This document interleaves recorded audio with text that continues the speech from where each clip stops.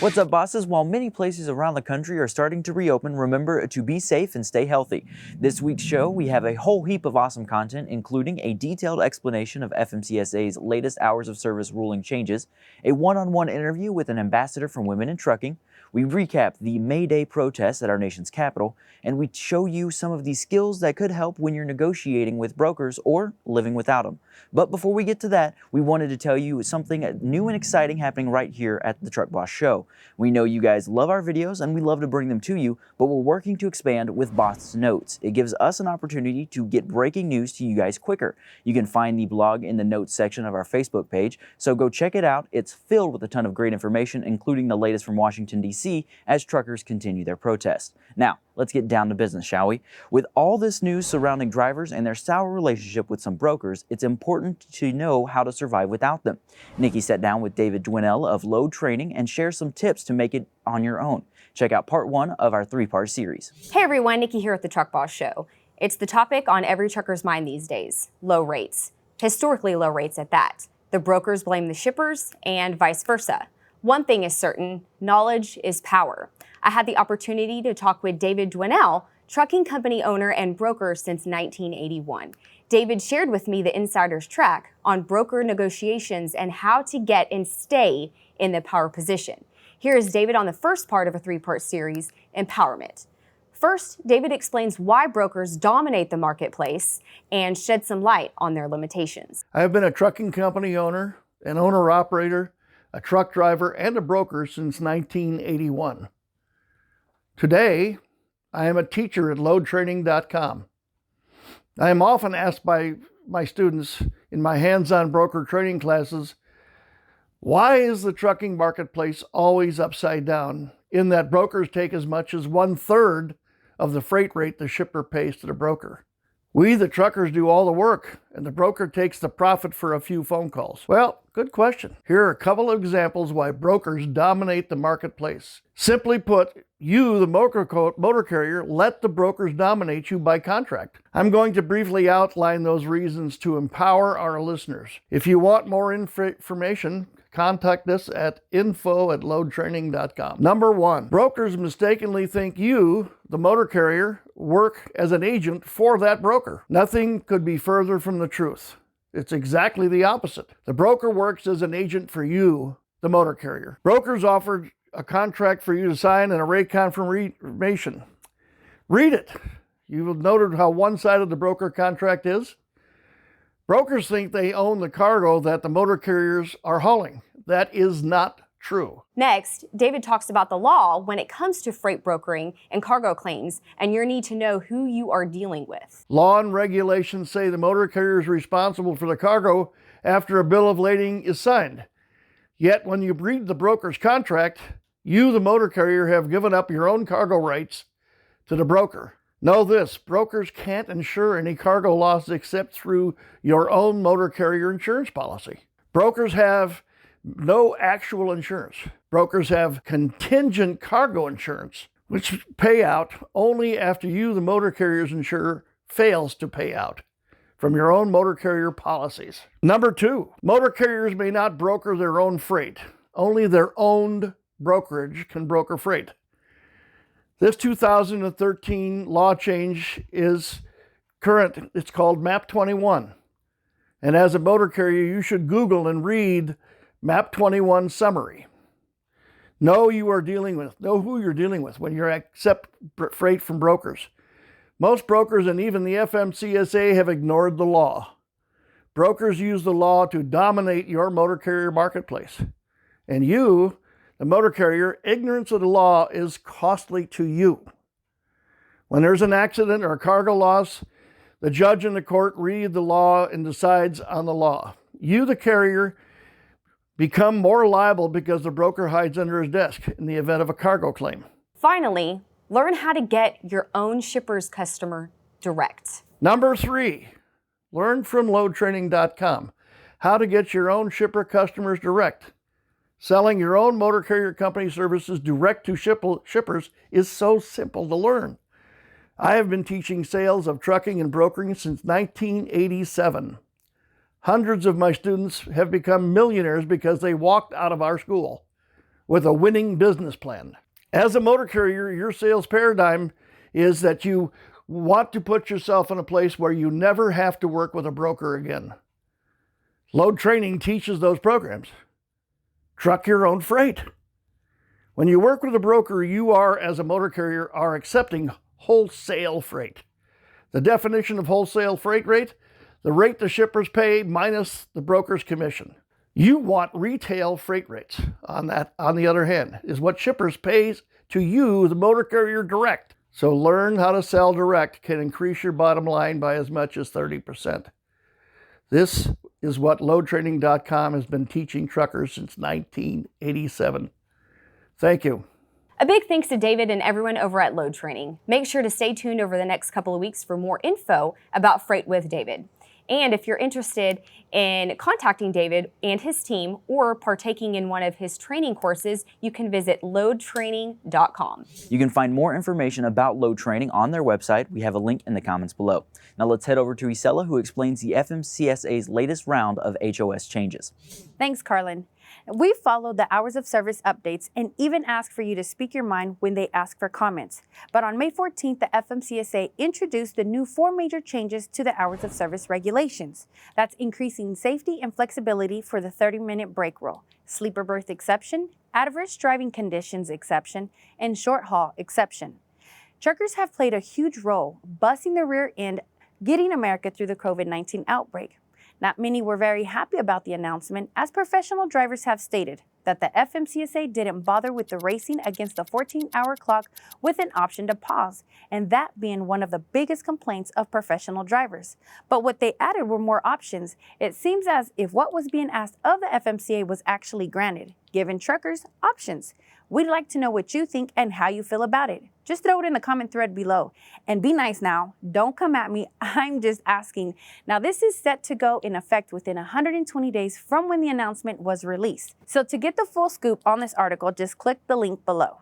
Carlin, what you got for us on your end? Thanks, Isela. If you've been paying attention, you've seen or been involved in the protests happening right now in D.C. Truckers from around the nation lining Constitution Avenue and roads demanding action be taken to combat low rates and abusive broker tactics during this national emergency.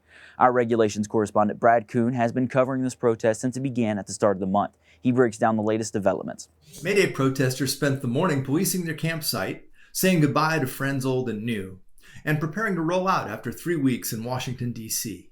An estimated 500-plus owner-operators and their supporters have been in the nation's capital since May 1st, calling attention to what they say are unfair broker practices and a lack of representation at the regulatory table.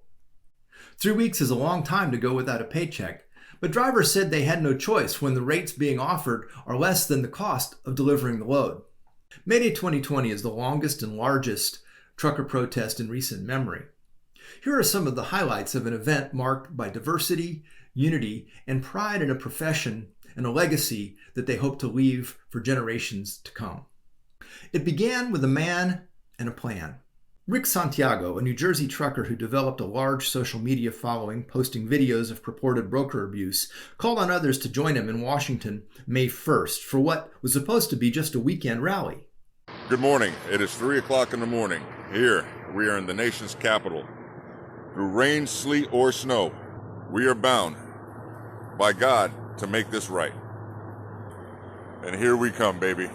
Dozens of trucks arrived before dawn and staked out prime real estate on Constitution Avenue between the White House and the Washington Monument in a city uncharacteristically empty due to the COVID-19 quarantine.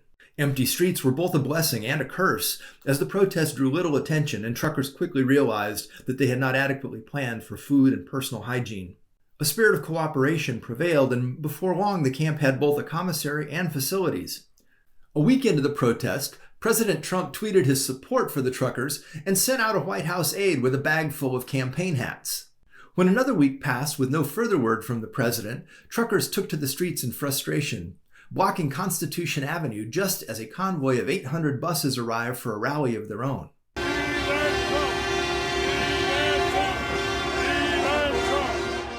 A few hours later, the president sent out his chief of staff, Mark Meadows, to listen to the trucker concerns and to let them know that they had his attention. Meadows promised to take their concerns back to the president, and to refer broker allegations to the Department of Justice. So here's what I is I will call the Attorney General of the United States, Bill Barr, as soon as I get back to the office and ask him to look at it. Please. Let us know.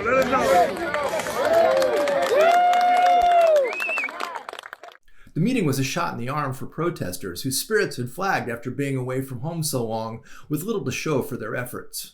Truckers allowed themselves to feel a cautious optimism, tinged with skepticism from years of having their voices ignored.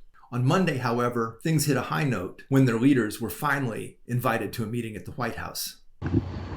So for us, I think this is a pretty good step in the right direction. We're not going to call victory, but they understand that we have no representation except ourselves. They understand the issues, and they understand that we as Americans want this fixed as Americans for Americans. And if it wasn't for all of you all coming out here and standing with us, me and CJ would not have had this opportunity. Right. Truckers said Wednesday's meeting gave them hope that their concerns are finally being heard and that they're being taken seriously at the highest levels of government.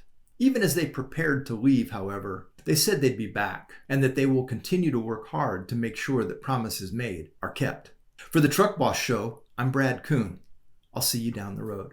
Thanks for your awesome reporting there, Brad. Speaking of nothing happening in Washington, last week was National Transportation Week, and while many saw it as an opportunity to address issues with the nation's infrastructure and act at a national level, nothing was done. Many were hopeful President Trump would continue to push his $2 trillion plan to rebuild roads, bridges, and tunnels, but the week came and went without any action being taken by him or Congress. And with the election coming up soon, it's unlikely that we'll see any infrastructure plans for the rest of the year. Now back to Reseller with a look into a life of a Women in Trucking ambassador. Thanks, Kelleylynn.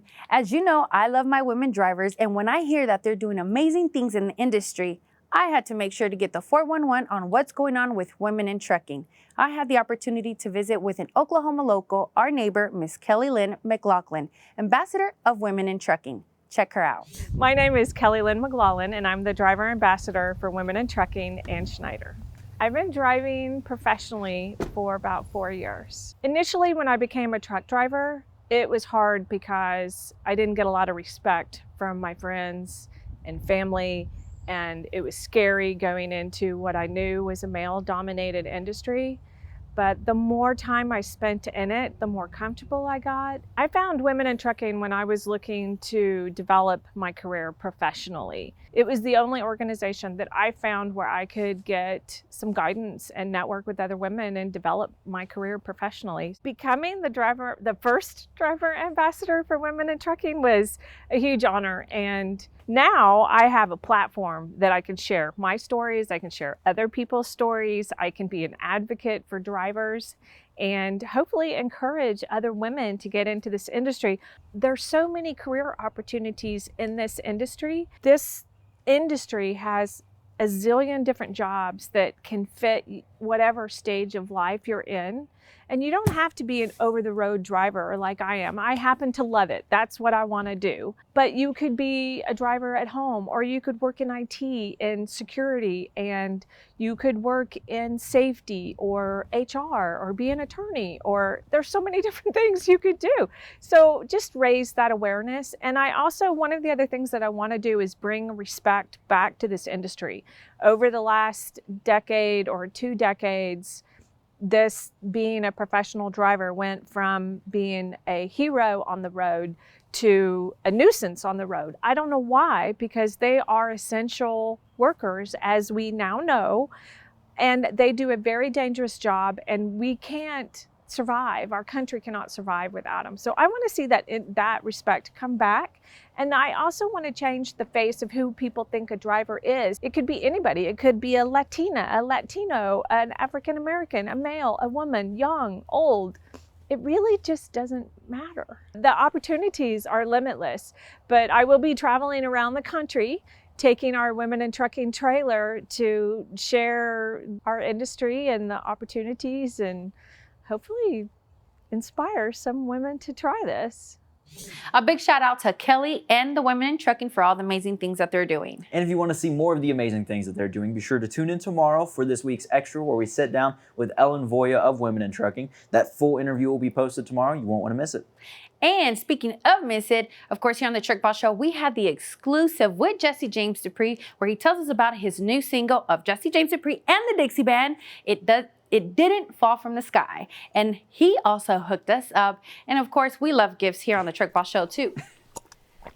Nikki, that goes over here. Girl. Yeah, I was going to say, Girl, we give need me those. these. We got to show them off. Check this out. He hooked us up. Of course, there's another bottle missing, but you see Nikki walking by, so she straight up snatched that bottle up and kept it for herself. She did. But Jesse, thank you so much for these. We're going to be trying them this weekend, and we'll let you know how it goes. That's right. That's right. It's Memorial Day weekend. We're going to have some fun. And you know, everyone here at the Truck Boss Show, we love free stuff. Getting stuff, giving stuff, free stuff in general, we love it. But we are changing up our format on how we do our giveaways, so be sure to tune in the first week of June for that month's giveaway, and you won't want to miss this. This is an awesome opportunity to snag some gear that could help you save some money at the gas pump.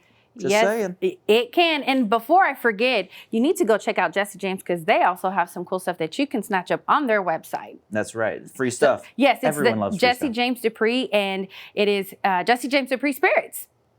That's right. Like, we just tried them out. Just don't and do what as Nikki you saw did. with Nikki, Don't. that's one bottle It's we a don't glass. see. We don't know Or where is it's it a at. cup, a glass, something? It's something like that. She was walking However you around with wanna a do it. big bottle earlier, so who knows? Who knows what happened? But be sure to check us out, or be sure to like, share, subscribe, checking us out, sharing us with all your friends and family. That way we can keep doing this. We have fun. We hope that you guys have fun watching us. Keep this up. Keep supporting us so we can keep doing this. And we do this because you're the boss.